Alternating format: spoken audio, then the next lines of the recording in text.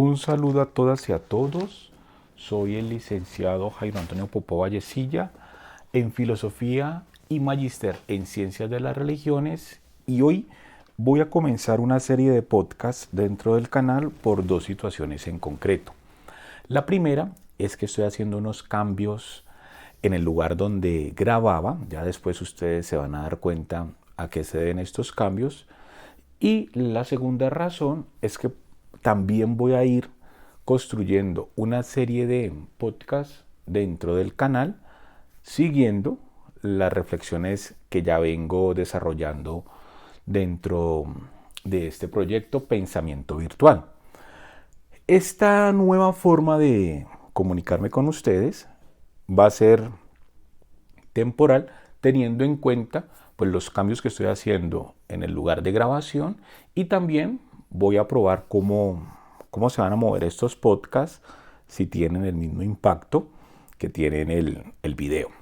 Igualmente quiero saludar a todas las personas que me van siguiendo, decirles que se suscriban, que ya vamos más de 1000 seguidores en este espacio de reflexión filosófica, de reflexión pedagógica y también de reflexión personal, porque aquí en mi canal, en Pensamiento Virtual, abordamos todo lo que es el hombre de manera holística, especialmente desde la filosofía, la pedagogía y la virtualidad.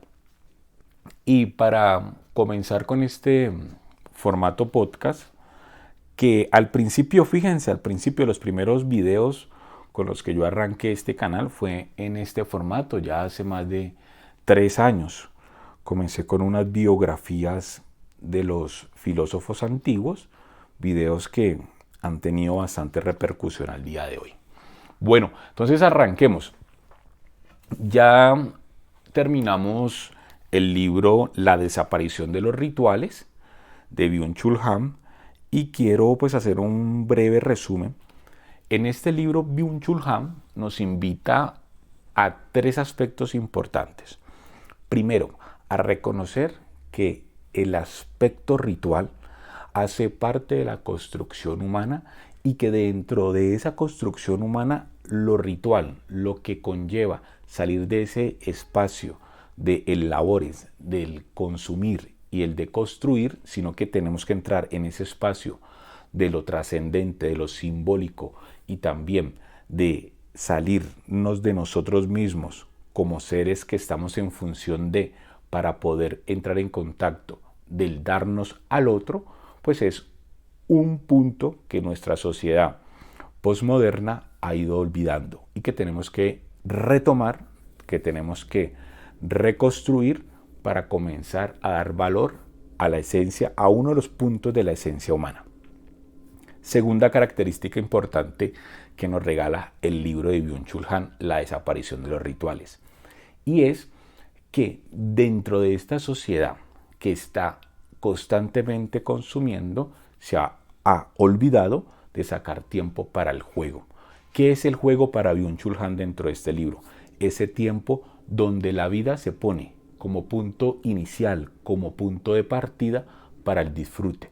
Es volver a ese vitalismo donde el valor primordial no es el objeto que yo produzco para la venta y después para el consumo, sino que pongo el valor vital como punto inicial, y a partir de allí comienzo a disfrutar en ese tiempo sin tiempo, en ese tiempo que está más allá de lo que construimos como característica de consumo y que nos une con ese hilo tempore que ya nos decía en su libro el gran filósofo e historiador de las religiones Mircea Eliade, en el libro El mito del eterno retorno. Cómo volver a ese tiempo sin tiempo donde la vida es primordial y donde nos relacionamos con los otros desde lo simbólico, desde lo ritual y desde lo esencialmente humano.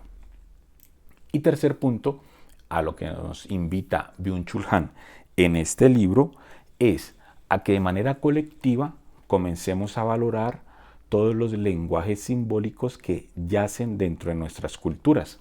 Y aquí es muy importante lo que ha venido pasando en Colombia en las últimas semanas con la desaparición de 4 niños en la selva. Ya los han descubierto gracias a las comunidades indígenas y mancomunados con algunos miembros de las fuerzas militares colombianas. Y allí pasaron 40 días estos niños solos dentro de la selva, y los abuelos, los familiares de estos niños, al ser descubiertos y mucho antes, esto es lo interesante, hablaban de ese lenguaje simbólico y de ese lenguaje místico y, como dice Byung-Chul Han, de ese lenguaje ritualístico donde la selva tiene un contacto con ellos, y sus familiares que creen en toda esta mística con la naturaleza, con la Pachamama, seguían esperanzados porque la selva los iba a salvar. Y evidentemente los niños fueron encontrados vivos en unas condiciones bastante extremas, pero dentro de la selva buscaron el mecanismo para su salvación. O sea que este lenguaje, que está cargado de simbolismo, de ritual y también de lo que está por fuera, de lo que se consume, se produce y se desecha, debemos comenzar a reconstruirlo, a reconocerlo y volverlo a poner dentro de la mesa de las comunicaciones entre lo humano, porque tiene una característica importante de reconstruir lo que somos, nuestra esencia colectiva y nuestra construcción también de lo identitario. Bueno, con esto termino este primer podcast y nos vemos en el siguiente. Hasta pronto.